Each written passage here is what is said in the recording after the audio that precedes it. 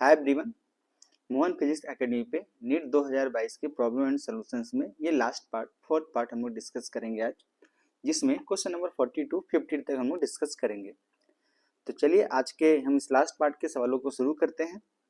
पहला सवाल क्या है, देखिए हम लोग देखते हैं question number 40। The volume occupied the molecules contained in the 4.5 kg of water at STP if the intermolecular force vanishes away। Clear है? तो अगर आपको याद हो 1 मोल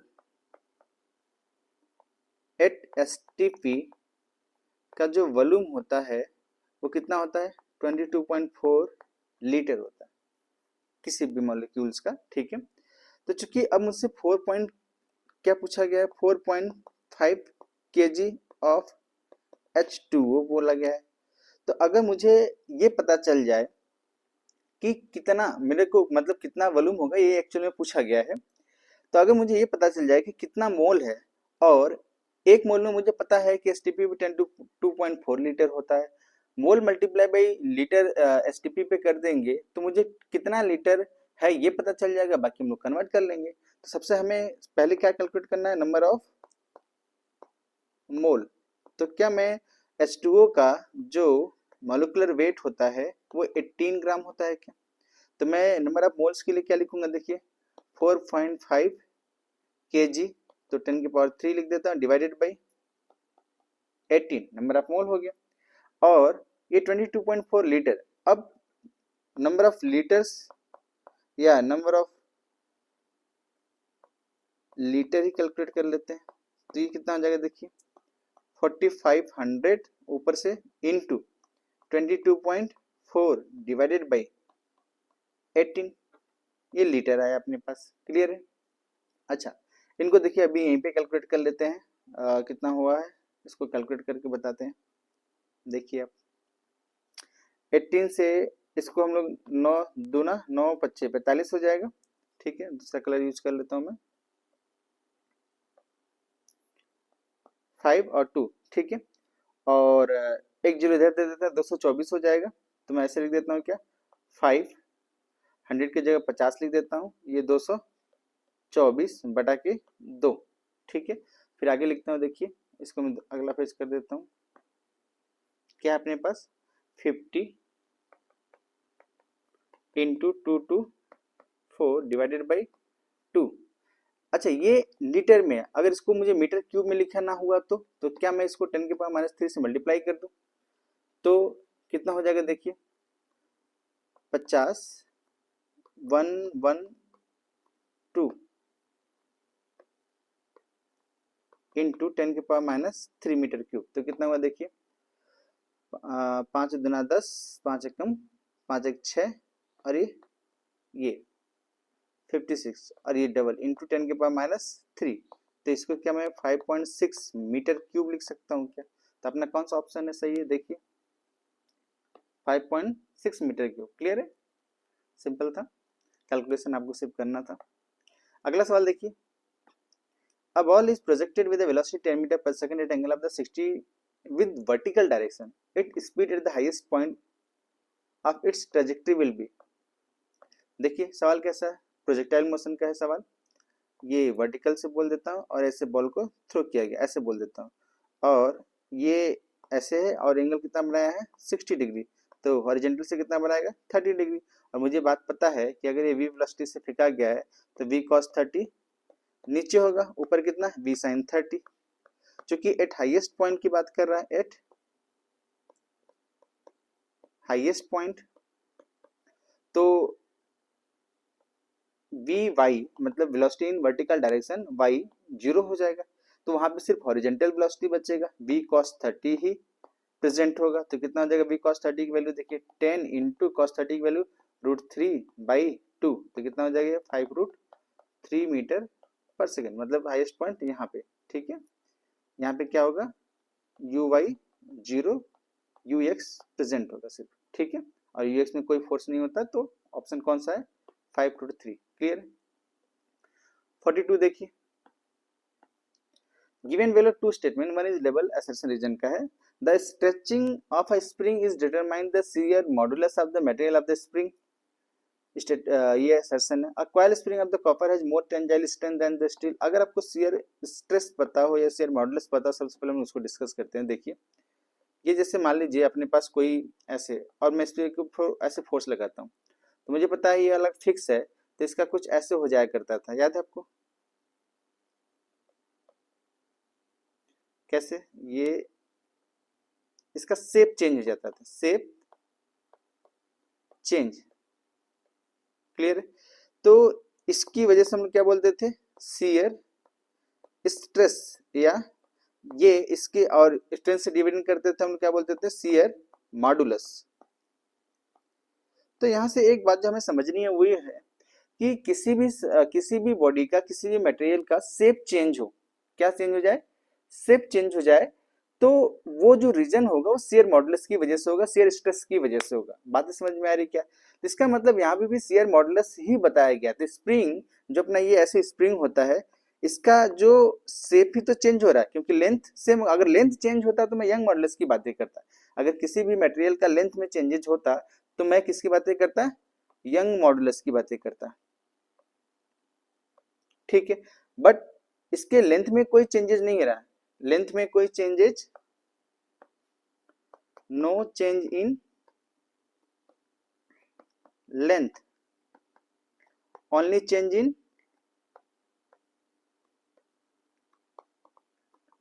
शेप।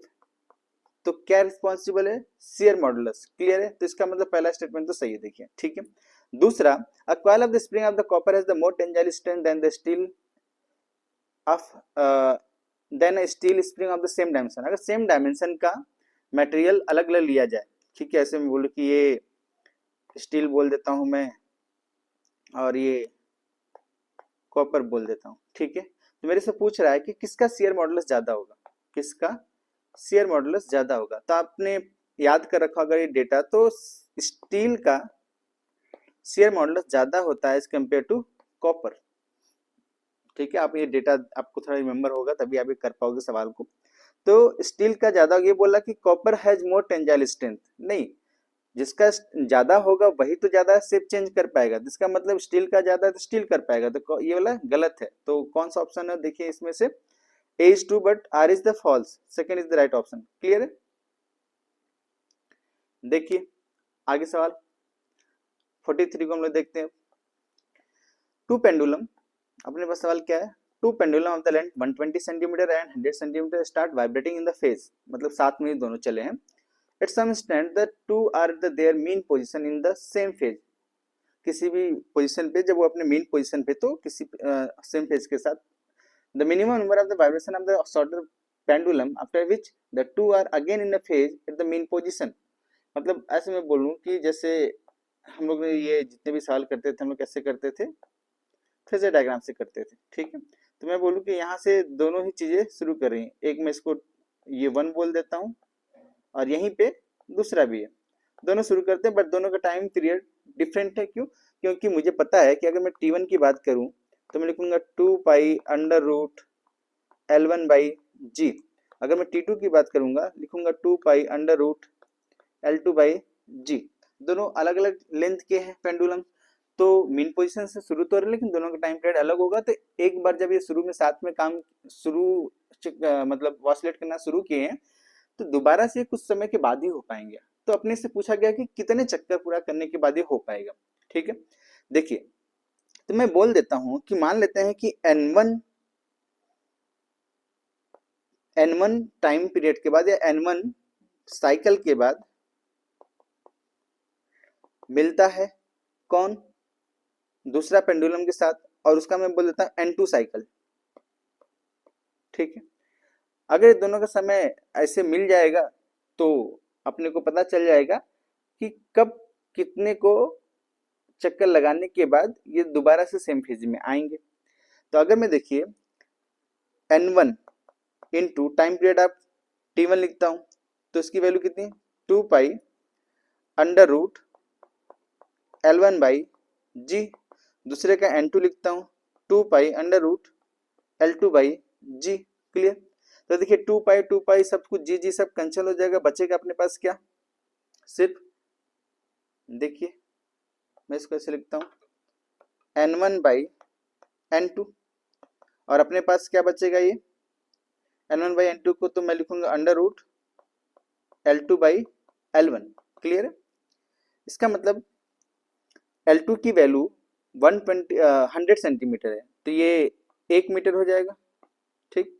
और 120 सेंटीमीटर L, तो इसको मैं 1.21 मीटर लिख देता हूँ। तो ये बाहर जब निकलेगा तो ये 1.1 निकलेगा क्या, जिसको मैं 10 बटा के 11 लिख सकता हूँ। देखिए 10/11। क्या मतलब है इसका, मतलब मैं L1 किसको लिया हूँ, छोटे वाले को। अपने को पूछा गया शॉर्टर वेवलेंथ, ठीक है। तो देखिए अब अपने को समझ में ये आएगा कि जब N1 के 10 चक्कर होंगे N2 तो कितने हो जाएंगे, जब N1 के 10 चक्कर होंगे T2 उस समय कितना हो जाएगा, 11 चक्कर पूरा कर देगा। शॉर्टर वेवलेंथ कितना पूरा करेगा, 11। तो कौन सा ऑप्शन सही है, 11, ठीक। अगले सवाल को देखिए। A big circular coil of the 1000 ton and average radius 10 meter is rotating about its horizontal diameter at 2 radian per second. If the vertical component of the Earth's magnetic field at that place is 2 into 10 to the power minus 5 Tesla and electrical resistance of the coil is 12.56 ohm, then the maximum induced current in the coil will be. देखिए अगर हम लोग एक coil बना देते, big circular coil मैं ऐसे बना देता हूँ इस तरीके से, और ये डायमीटर के ऐसे घूम रहा है, ठीक है, और ओमेगा इसका दे रखा है कितना है, 2 रेडियन दे रखा है। अब इसका जो रेडियस है, मैं इसे बता देता हूँ, रेडियस कितना है 10 mm, ठीक। तो हमें अगर फ्लक्स लिखना हुआ तो मैं लिखूंगा कितना, B डॉट ए, तो लिखूंगा। अच्छा तो क्या ये फ्लक्स की वैल्यू, देखिए ये मैं फ्लक्स की वैल्यू बी ए, दूसरा कलर यूज कर लेते हैं, बी ए कॉस थीटा लिख सकता हूँ, ये फाई, ठीक है। और मुझे ईएमएफ चाहिए तो मैं लिखूंगा minus D phi by D T, तो ये हो जाएगा माइनस बी ए कॉस का अगेन माइनस साइन थीटा, ठीक है क्या। अच्छा थीटा एक्चुअल में घूमेगा तो ओमेगा टी ही तो है, तो मैं यहाँ पर क्या लिखूंगा, देखिए इसको मैं ऐसे लिख देता हूँ, ये मैं आपको माइनस बी ए साइन थीटा था, तो उसको मैं फिर से D theta by D T लूंगा, वो ओमेगा ही है, या फिर मैं ऐसे कर दूं, आपको पहले से ही थीटा की वैल्यू ओमेगा रख के करता हूँ, यहाँ पे मैं लिख देता हूँ, देखिए B A cos omega T. अब इसको डिफ्रेंशिएट करूंगा तो ये क्या आएगा, sine omega T into omega, ठीक है। तो ये क्या हो जाएगा, minus B A omega sine omega T, minus minus plus हो जाएंगे, प्लस इतना, ठीक है। For one turn, for one turn, N turn के लिए क्या लिखूंगा, EMF N into B into A into omega sine omega T, ठीक है क्या। अच्छा मुझसे क्या पूछा गया है, मुझसे पूछा गया है करंट, तो मैं लिखूंगा, देखिए करंट की वैल्यू ईएमएफ बाई रेजिस्टेंस, तो मैं लिखूंगा B A omega N turn divided by resistance, इसको स्मॉल आर से डिनोट कर देता हूँ, ठीक है। और ये sine omega T. For maximum तो कितना हो जाएगा, N into B into A into omega divided by resistance in ohm. अब मुझे वैल्यू रखनी है, देखिए टर्न कितने 1000, ओमेगा कितना 2 रेडियन, मैग्नेटिक फील्ड। अच्छा यहाँ पे एक बात और जो आपको एक्सप्लेन करनी थी कि ऑलरेडी उसने बता दिया कि मैग्नेटिक फील्ड हॉरिजॉन्टल वर्टिकल है। क्यों वर्टिकल दिया है, ताकि प्लेन का जो मैग्नेटिक फील्ड से साथ रिलेशन है वो परपेंडिकुलर हो, और एरिया वेक्टर जो है उसके साथ क्या है, एक्जेक्टली सेम डायरेक्शन में 0 डिग्री, इसलिए मैंने देखिए यहाँ पे B A cos omega T सीधे लिख दिया हूँ। क्लियर, आई होप ये बातें आप सब पहले से जानते होंगे। तो अब वैल्यू रखते हैं, तो करंट की वैल्यू होगी 1000 इंटू बी की वैल्यू है 2 इंटू 10 के पावर माइनस 5, 2 इंटू 10 के पावर माइनस 5, ए की value pi into R square, तो पाई ना रख के हम लोग 3.14 रखते हैं, 3.14 आर स्क्वायर 10 का स्क्वायर क्योंकि 10 मीटर दिया था रेडियस, इनटू ओमेगा, ओमेगा कितना है अगेन 2, डिवाइडेड बाई 12.56। देखिए तो ये और ये 4 आया, ये और ये कट गए, तो अपने पास क्या बचा देखिए 10 के पावर -5, 10 के power I is equal to 10 के पावर -5, 3 और 2 इंटू 10 के पावर +5, तो कितना हो जाएगा ये 1 एम्पेयर। क्लियर है? तो कौन सा ऑप्शन सही है? ये 1 एम्पेयर वाला। देखिए अगला सवाल, क्वेश्चन नंबर 45 क्या है? 2 point charge -q + q are placed at distance of the capital L as shown in the figure. The magnitude of the electric field intensity at the distance r is much more greater than L. Where is H? तो पहली बात, ये एक electric dipole है, या तो ये axis पे बात करेगा या तो ये इक्वेटोरियल पॉइंट पे बात करेगा। एक्सिस पे अगर याद हो तो आपको हम लोग कंसिडरेशन करने के बाद 2 kp/r³ लिखते थे और यहाँ पे kp/r³ लिखते थे। तो ये किसके प्रोपोर्शनल हुआ? तो electric field is directly proportional, inversely proportional to 1/r³। कहीं का भी पूछा जाए तो कौन सा ऑप्शन सही है? First is right option. Clear है? क्वेश्चन नंबर 46 देखिए, nucleus of the mass number 189 split into 2 nuclei having the mass number 125। अगर मान लेते हैं एक 189 है, 189 ये ब्रेक होता है किसमें 125 और 64 में, तो रेडियस का रेशियो पूछा गया। मैं इसको R1 बोल देता हूं और इसको R2 बोल देता हूं। R1 की वैल्यू मैं लिखूंगा R0। क्या होता है फॉर्मूला देखिए रेडियस का, R0 a के power 1/3 where is the mass number. ठीक है, मुझे पता है कि सब आपको बेसिक आता होगा, उसके हिसाब से मैं बता रहा हूँ। R0 a की वैल्यू कितनी 125, 1 के लिए की पावर 1/3। क्लियर है? R2 की वैल्यू देखिए लिखूंगा R0, ये कितना आ जाएगा 64 की पावर 1/3। अब चूंकि रेशियो चाहिए तो मैं R1/R2 को डिवाइड कर देता हूँ, तो ये कितना हो जाएगा R0 R0 कैंसिल हो जाएगा, तो अपने पास बचेगा 125 डिवाइडेड बाई 64 की पावर में 1/3, तो ये क्या हो जाएगा 5 और ये हो जाएगा 4। तो कौन सा ऑप्शन सही है? 5/4। तो second is the right option. Clear है? क्वेश्चन नंबर 47 को देखते हैं। देखिए, from Ampere's circular law for a long straight wire of the circular cross section carrying steady current, the variation of the magnetic field in the inside and the outside the region of the wire are linear increasing the function। अच्छा, अगर आपको याद हो तो मैं ऐसे पहले wire बनाता हूँ, इसमें करंट फ्लो। अच्छा, हम लोगों ने जो वायर पढ़ा था, हॉलो भी पढ़ा था, सॉलिड भी पढ़ा था। अब मुझे अगर हॉलो की बात किया जाएगा तो एक जीरो मतलब मैग्नेटिक फील्ड किसी भी हॉलो वायर के अंदर जब बाउंड्री के अंदर होंगे हम, तो उसका मैग्नेटिक फील्ड कितना होता था? जीरो, और उसके बाहर वो हाइपरबोला टाइप का बनता था, 1/इनवर्सली प्रोपोर्शनल टू 1/r हुआ करता था। ठीक है, तो पहले हम ऑप्शन को पढ़ते हैं, उसके बाद समझते हैं कि सॉलिड की बात कर रहा है या फिर हॉलो की बात कर रहा है। A linear increasing function of distance up to boundary, the wire and the linear decreasing for the outside, मतलब वो इंक्रीज और डिक्रीज की बातें कर रहा है। अ लीनियर इंक्रीज, थर्ड वाला भी linear decrease and uniform remains constant for the both region. तो देखो constant for the both region ऐसा नहीं है, तो ये पहली बात तो ऑप्शन ही गलत है। और सब जगह डिक्रीजिंग और इंक्रीजिंग की बात कर रहा है, तो इसका मतलब मैं मान लूंगी सॉलिड की ही बातें कर रहा है, हॉलो की बातें नहीं। ठीक है, तो हम लोगों को अगर इसका ग्राफ याद हो सॉलिड के लिए, तो हम लोगों ने ग्राफ ऐसे पढ़ा था। देखिए ये R is equal to capital R बोल देता हूँ यदि इसका रेडियस कैपिटल R है तो। ठीक है, ये इनसाइड पॉइंट बोल देता हूँ मैं ऐसे, ये पॉइंट इनसाइड और ये पॉइंट आउटसाइड, ये पॉइंट A, ये पॉइंट B। तो A पे जो मैग्नेटिक फील्ड लिखते थे हम लोग, बी ए की वैल्यू में लिखता था μ0J/2 इंटू R, याद है आपको। और B magnetic field at point B लिखेंगे हम लोग कितना, μ0I डिवाइडेड बाई 2πr। तो कैसे होता था ग्राफ इसका, R और ये होता था मैग्नेटिक फील्ड, ये देखिए ऐसे, और ये क्या होता था इस तरीके से। तो पहले क्या है, लीनियरली इंक्रीज कर रहा है, डायरेक्टली प्रोपोर्शनल टू R है। ठीक है, उसके बाद क्या, ये डायरेक्टली प्रोपोर्शनल टू R है, उसके बाद क्या है, इनवर्सली प्रोपोर्शनल टू 1/r है। ठीक है, इसका मतलब a linear increase the function of the distance up to the boundary, हाँ लीनियर ही इंक्रीज किया है, of the distance R up to the boundary then decrease with the 1/r। हाँ बिल्कुल, dependent on the outside the reason.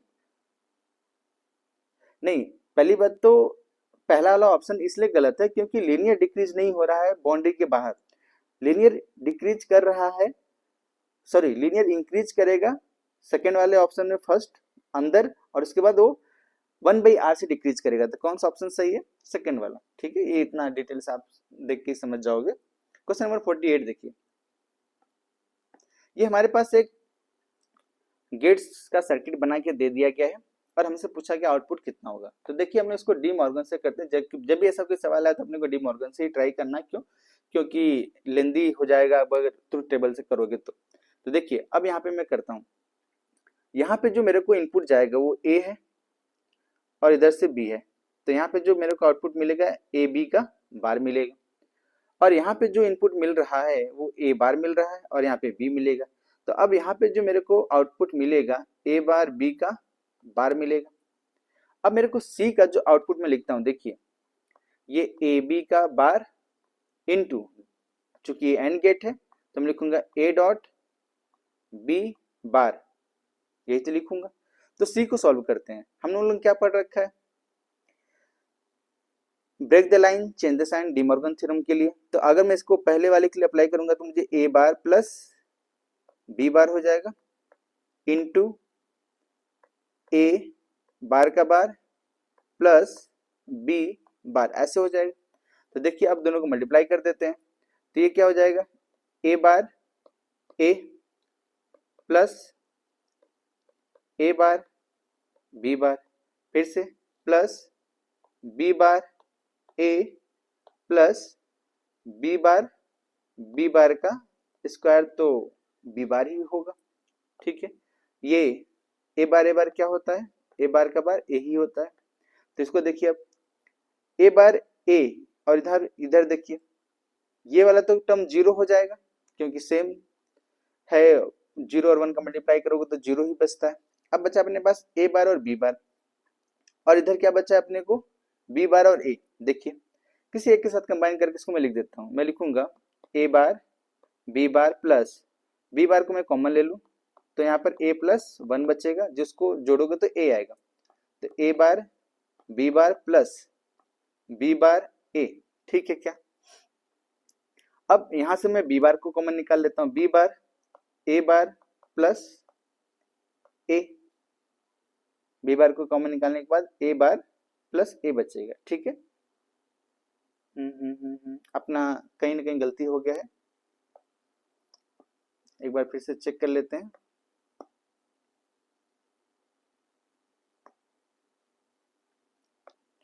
यहां तक ठीक था, आउटपुट सही है। ए बी का बार आएगा उधर, हाँ ये भी सही है। और यहाँ पर अपने को मिलेगा ए बार बी का बार। ठीक है, तो अपने को यहाँ पे ही मैं अलग कर देता हूँ। देखिए यहाँ पे ही मैं लिखूंगा तो ये आएगा ए बार प्लस बी बार, और यहाँ पे क्या आएगा अपने को? ए हटा देता हूँ, ए प्लस बी का बार। तो चूंकि ऐसे इनको मैं और सिंप्लीफाई लिख देता हूँ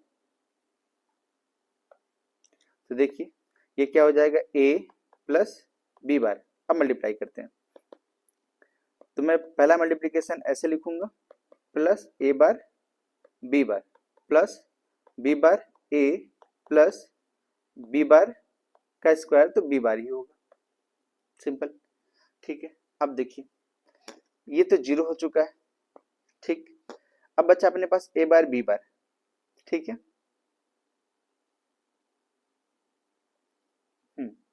इसको करते हैं। देखिए A bar B bar plus B bar A plus B का बार। अच्छा, ए बार बी बार को अगर हम लोग बी बार यहां से कॉमन निकाल लेंगे तो बचेगा अपने पास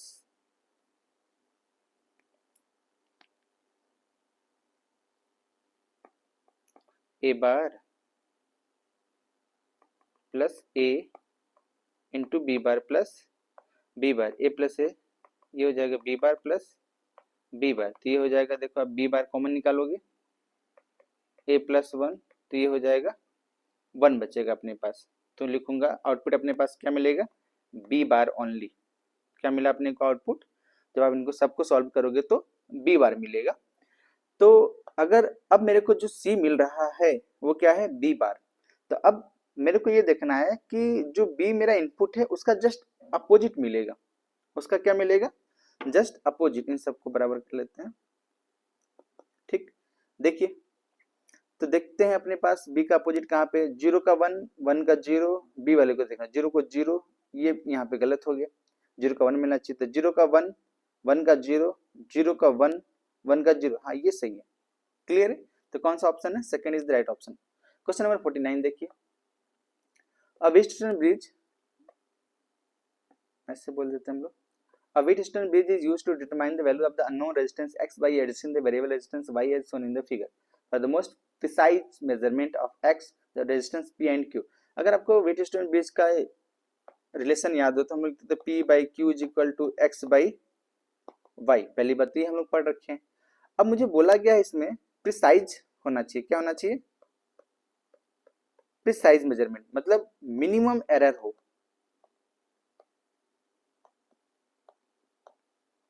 मिनिमम एरर हो। अच्छा, मिनिमम एरर की कंडीशन है p by Q should be equal to 1, पहली बात तो हमें ये जानना है। ये जब 1 के बराबर होता है तब सबसे कम एरर आएगा और नेग्लिजिबल एरर आएगा, ठीक है, एग्जैक्ट वैल्यू आएगी। बात समझ में आ रही है क्या, इसका मतलब x is equal to Y होगा अप्रोक्सीमेट, मतलब जो कंडीशन है मिनिमम एरर की वो ये है कि p by Q should be equal to 1, तो should be approximately equal and are small, हाँ पहला तो सही लग रहा है। Should be very very large and ये गलत है। Do not play an significant role, नहीं। शुड बी ये गलत है, तो पहला ही सही है, क्लियर है, सिंपल। जो आपको जानने वाली बात ये है कि मिनिमम एरर के लिए पी बाई क्यू की वैल्यू 1 के बराबर होनी चाहिए, ठीक है। P by Q is equal to X by Y होता है, लेकिन अपने को समझना हो P by Q is equal to 1 हो तो मिनिमम एरर मिलता है, ठीक। क्वेश्चन नंबर 50 को देखिए, there you have the rectangle filled in meter square of the length 55.3 meter and the breadth 25, after rounding off the value of the correct significant digit।